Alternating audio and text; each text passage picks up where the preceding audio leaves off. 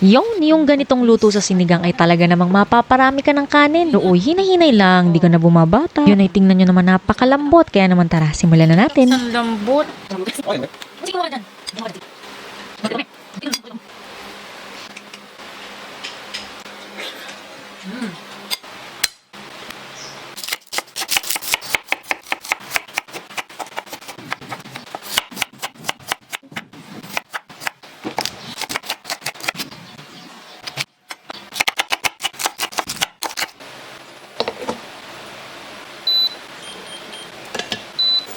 Cooking oil, onion, Lutuin lang natin yung sibuyas hanggang maging translucent bago natin ilagay yung bawang. Ito namang wangba. Mga 30 seconds lang kapag humalimuyak, okay na yan.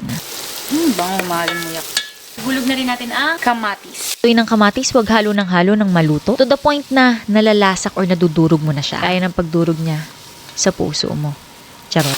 Pata slices, buto-buto na may kahalong laman at taba.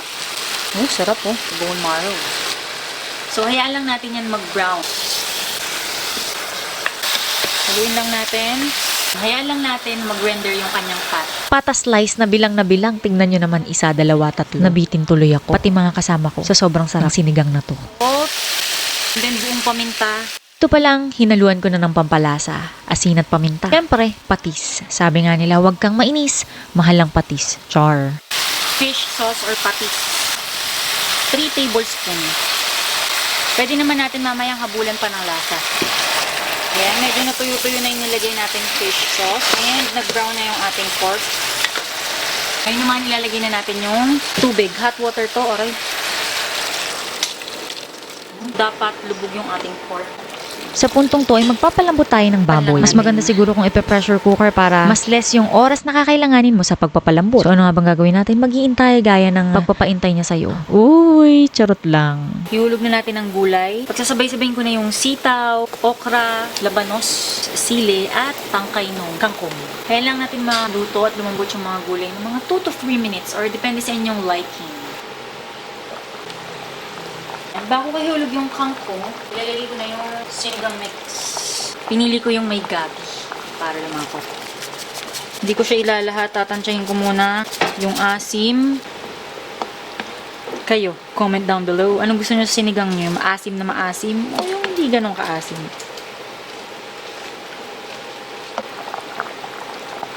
Sarap. More sili. Matapang ka. Bigyan mo ng mas maraming sili. Kangkong. Naku, mabilis mauubos yung kangkong na yun. Tignan natin. Ayun, luto na. Nakita nyo naman, ginisa natin sa kamatis, bawang sibuyas para mas masarap at mas malasa. Comment down below, ganito ka rin bang magsinigang or yung pinapakulot, hinuhulog na lang Siyempre, lahat. meron tayo ditong patis at sili. Pagpanggap di talaga sa akin, sa kapatid ko to. Green lang tayo magpanggap. Ito na nga, kainan na kahit ano pa mang sinigang yan, basta laman siya. Abay, talo-talo na yan. Kita nyo naman yan, oh. Lambot, oh. Kita. Pusang galang, sabaw na to. Pusang galang, sabaw ko to. Tinitira mo yung sabaw ko, hindi nga to maanghang. Hindi, nanghangang ko kasi yun sa inyo. Sarap, be. Bigyan mo si Papa nito, ang sarap. Dito lang tayo sa hindi maanghang. Shucks, ang lambot. Ito, labanas. Buto. On.